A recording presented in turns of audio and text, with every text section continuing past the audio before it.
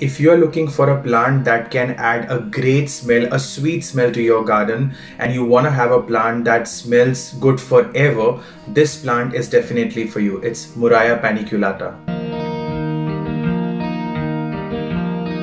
Mainly what I have observed is this plant is used in the gardens, outside the houses and anywhere to make the borders and edges. There are two reasons for it. Number one, the flowers of this plant, they smell great, and the second reason is the lush green color of this plant. And along with that, the fact is that it is extremely easy to maintain and this plant does not require a lot of attention. The first thing I want to cover is watering. Watering this plant on regular basis is very important, especially if it is summer, because this plant is supposed to be kept in full sun. So when a plant is kept in full sun, that means the water will dry very easily, and hence in summer you should daily water your plant, and in winters you just need to check your soil by just putting the finger in, and if you feel that there is need of watering your plant because the soil is dry, at least the top 1 inch of the soil is dry, only then you should water. The second thing that I want to cover is that what sort of soil is the perfect soil for this plant. Yes, definitely if you're potting it inside the pot, you have to make sure that there are holes in the bottom part of the pot,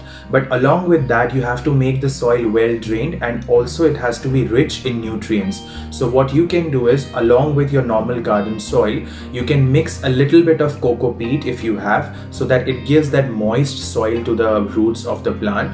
And adding organic compost or cow manure is a great option. What I have done is, the soil that you see, this rich soil as you can see on your screen, this has cow manure and organic compost, 30% cow manure, 30% organic compost, and I have also added 1 spoon of bone meal powder, because when a plant flowers heavily, it requires a lot of food. It requires nitrogen, phosphorus and potassium, and when we add fertilizers to our soil, the plant gets that strength to bloom and to create those buds and new leaves. So adding these things is a great option. Now, as I mentioned about these organic fertilizers, what I would suggest is adding only organic fertilizer is a great option, and I would not recommend adding any sort of chemical fertilizer, because what I have observed is, even if I just stick to organic fertilizer, it gives tremendous results. The health of the plant is extremely good, the flowers are coming up and the smell is great. So I think organic fertilizer is a great option. Now the next concern is, how often should I add fertilizer?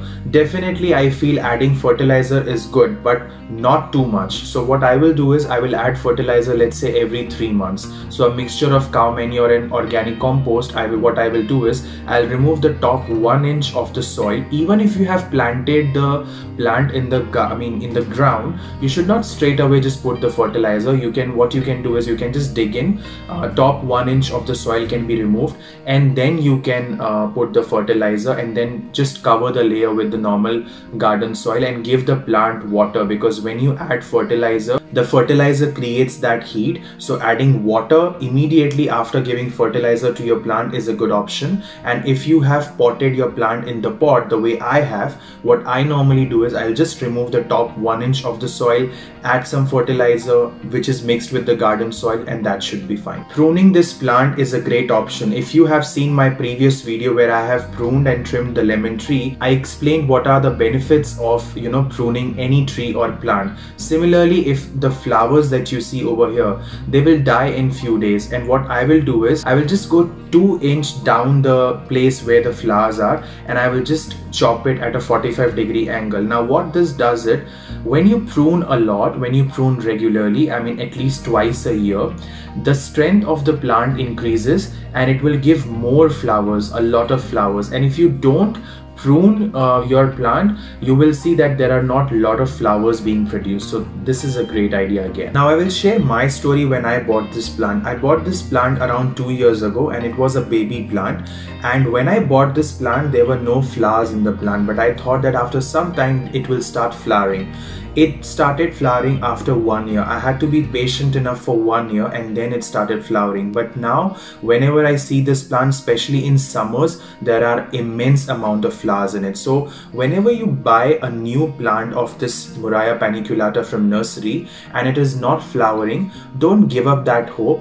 Make sure that your plant is in full sun and you are feeding the fertilizer that is required so that it starts flowering. And if it is still not flowering, probably top 2 inches of every single branch in the plant, you should just chop it off. Now, because I've kept this plant in full sun, definitely whenever it is raining, this plant will get that rainwater, and it is very good for this plant to get rainwater because rainwater is extremely rich in nitrogen and it helps to keep this plant lush green. This plant is available in 2 varieties. Number 1 is the normal variety, which you can use if you want to use this plant in the ground. I mean, if you want to plant it in the ground. But if you want to plant this plant in a pot, I would prefer going for the dwarf variety because it looks a bit good in the pot. If you still want to go with the normal variety in the pot, you have to make sure that the pot size is a bit bigger because this plant grows at a very high speed. So potting it in the small pot, your work will increase. You will have to again repot it. So just make sure that whatever the size of the plant is,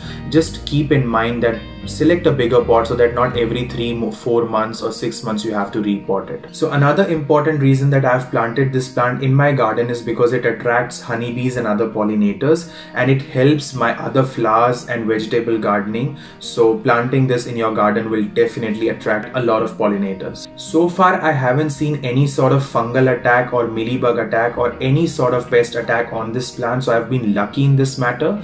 But if you have this plant and if there is any pest attack, you can go for any organic insecticide that is available in the nearest garden center. But if you don't have them, what you can do is you can watch my video on how to get rid of aphids and mealybugs. I mean, the links will be in the description, and those videos will definitely help you how to get rid of these sort of unwanted guests in your garden. So in a nutshell, I am extremely happy to share this plant because the primary reason is the smell that these flowers have, and the best place to keep this plant is near any window where you sit so that you can smell it, because night time the sweet smell will just keep you very, very happy.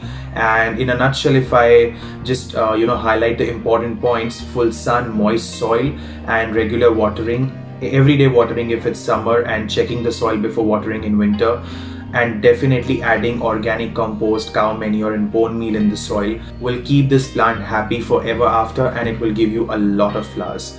With that, I'll take your leave and I'll see you next time. Bye.